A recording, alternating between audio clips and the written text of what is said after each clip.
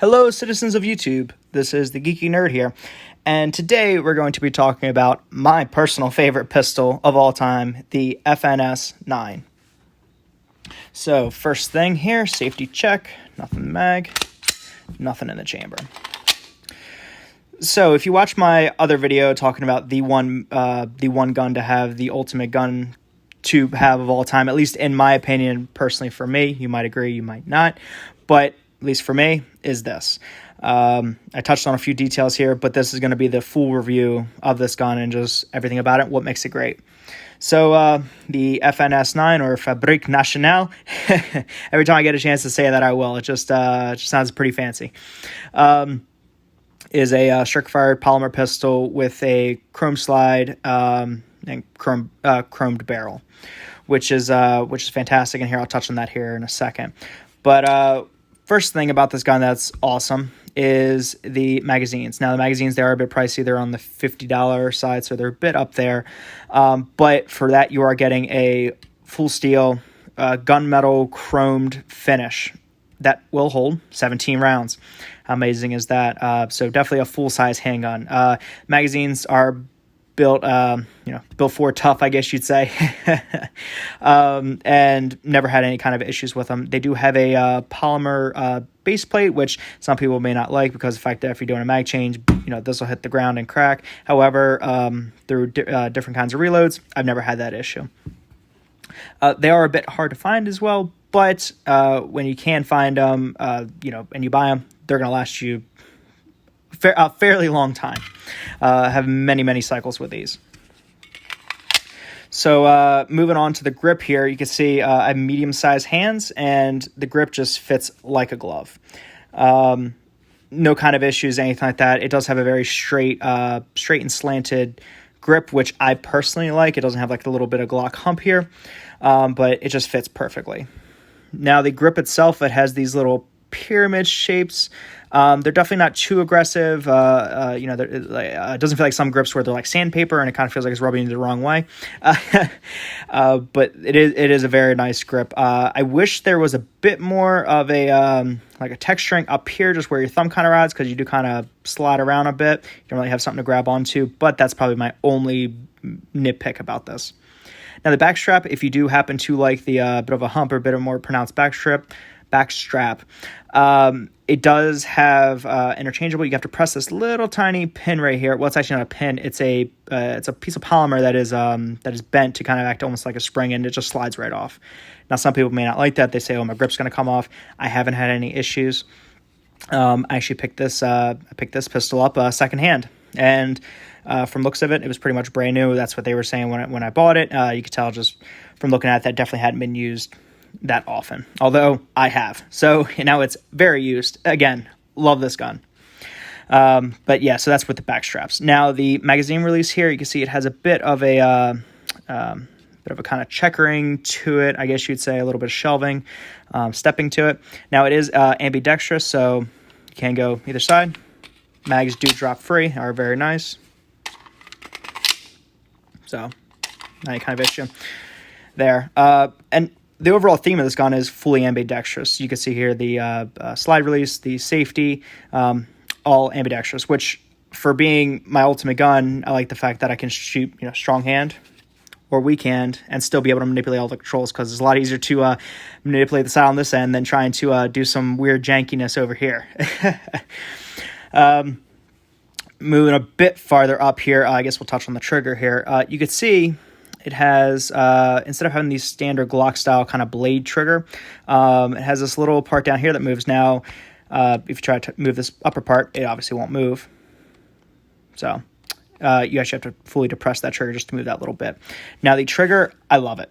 For the fact that, as you see here, some people might say this plate, it's almost like a very good double action trigger, at least in the polymer world, at least for me. I love double action triggers, and be able to get on the gun and hit that wall every single time and not kind of have it surprise you, although some people say you should. I just like having the ability to kind of stage that trigger a bit. Now, once it is staged, very clean break. Magazine's in.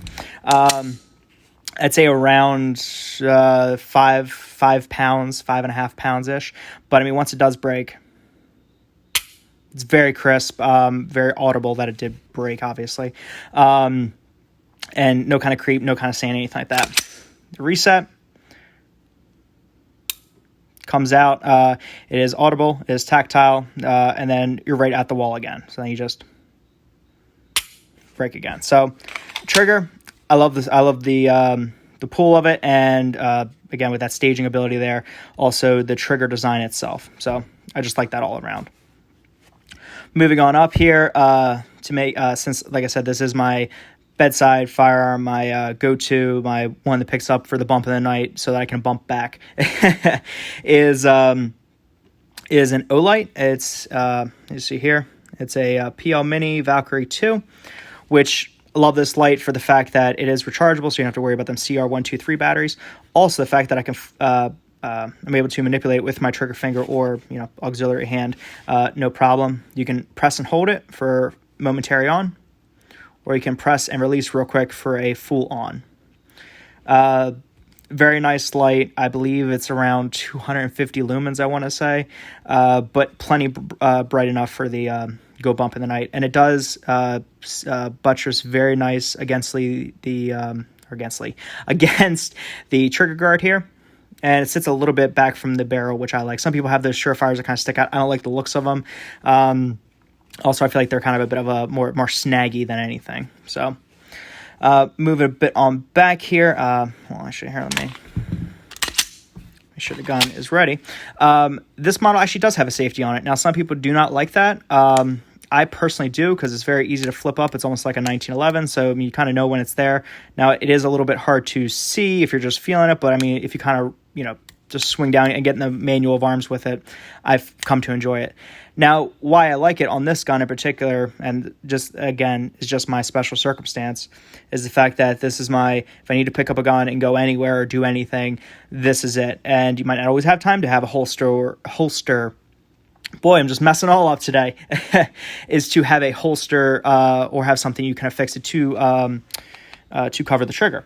Now, if you do have to have it, have it in a ready and go form, it's nice just to have that little bit of knowledge that if I did stiff this in a bag and I did have the safety on, hey, at least I have that.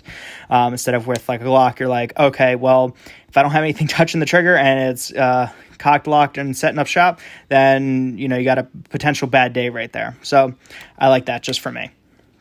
Now, the slide release is fairly easy to manipulate. Just push up on. Does have a nice little recess on there, and it is angled, so it kind of catches your hand. It's almost like it's almost like a Glock slide release, but it's kind of stamped out and kind of formed in, so you get a very nice grip on it. Now to release it, goes forward very nice, very easy. Yeah, I mean, nothing more can really be said about it. It's very nice. It doesn't snag or anything like that. It does have these little bumpers, I guess you say, to kind of prevent it from snagging on anything. So that is a nice thing to have. You can see here, made in USA, although FN is a Belgian firearms manufacturer. This one is made in good old Fredericksburg, USA. This one is chambered in 9mm. And kind of going on the slide a bit more here, it is a stainless steel slide. I believe I might have said chrome, but stainless steel slide, which is nice because combining it with the polymer, you're pretty much eliminating a lot of the rust potential and just general finish wear. Also being stainless steel, it does have a bit of weight to it, but definitely not something that's to be worried about. It keeps the gun controlled and is nice to hold, nice to use, and looks pretty. Some people don't like the two-tone look, but I personally do.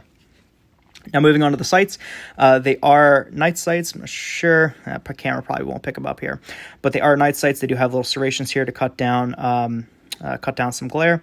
Is dovetailed on the front, and these came as a factory option with this pistol. Now, one thing I really like about these sights is, as you can see there, they have a little bit of relief on it, so they're more of like a combat sight. They're not like a precision shooting sight, and just how this notch is, it's very easy to pick up and align those sights in there. You're not having to do like a like on a Glock, to where you have to, you know, put the slot directly in between the square, and if it's a little bit off, it kind of looks a little weird, and it's kind of hard to pick up. With this, I mean, it's very easy to pick up once you start seeing it. Of course, aided there by that tritium front sight that does have a white outline. Now, for the takedown of the gun, you actually have to, first thing, you have to lock the slide to the rear. You have to rotate this front little handle here. Once you do, you press it. Now, one thing, it actually won't come off. You see there. You actually have to move the slide back a bit and depress the trigger, get it to fire, and then you can pull it off. A little bit of a weird, weird thing that you have to do with it. However, I haven't had any issues with it. You kind of get used to it with having this gun. Now, looking on the interior here, you can see we have nice, big, beefy slide rails for it to ride in. Now, the back is a little bit different from the Glock, a little bit beefed up. Again, why I like this gun so much here is that these may look polymer, they're actually metal. So full metal rails in the back, full metal rails in the front. You don't have like the little smaller mags there. And you can see very nicely finished on the inside, obviously polymer, but the parts are metal, and you do have a bit more meat on the bone there. Now with the slide here, you do have a captured recoil spring, and you do have a nice little barrel here, disassembled just like Glock, looks very similar to it. But everything about this gun just seems beefed up to me, and just seems a bit thicker, more duty use than a Glock, which is why I chose it. Nothing wrong with Glocks, I like them perfectly, but I just like this a bit more. You can see there they conveniently marked it up. So I'm not sure why they have up and they have FJ there. I guess they're just proofing marks, or you guys tell me in the comments below what they are, or if they mean anything, if this actually means something other than up, and if that FJ means something. But reassembly there, pretty easy. You guys know the procedure. Fits right in there. Looks very nice all around. To put it back on, put on the nice slide rails, lock it back, rotate this forward. Good to go. So yeah, so with that, that's kind of my impressions, general take, review on this gun itself. Again, I love this gun to death. Check them out if you find them. They're a bit hard to find at the moment, of course, with everything. But they've always been kind of a hard thing to find. Touching on to what I said at the beginning of this video with parts. FN, they seem like a much lower volume manufacturer than a lot of people. They're almost like HK in that regard, so where, HK is only, they kind of come up in waves in manufacturing flows. Same thing with FNs, but they're a bit more rare, it seems, than even HKs at times, but kind of on par. But with parts on this, you're obviously not going to get Glock accessories, Gucci Glocks, and all the different parts that come with an ease of finding those, because these parts have to be made by FN, and they run out pretty quickly because a lot of people love their guns as much as I do, and they use the hell out of them, and with that, they need parts, and they can only make so many, and they're kind of hard to find. So if there was one thing to knock this pistol on, because no pistol in the world is perfect, no gun at all in the world is perfect, is that spare part availability is not the best thing. But overall, I love everything about this gun. It's just always been a fantastic gun. So with that, I'm going to wrap it up here. Let me know what you guys thought. I hope you liked it. If you did, please throw a like, comment, and if you like to see more kind of stuff like this, subscribe. Let me know what you think about this. If you have one, if you use one, or what your perfect gun out of everything that you own is. And with that, I hope everyone is having a wonderful, awesome, fantastic day. I'll catch you guys next time.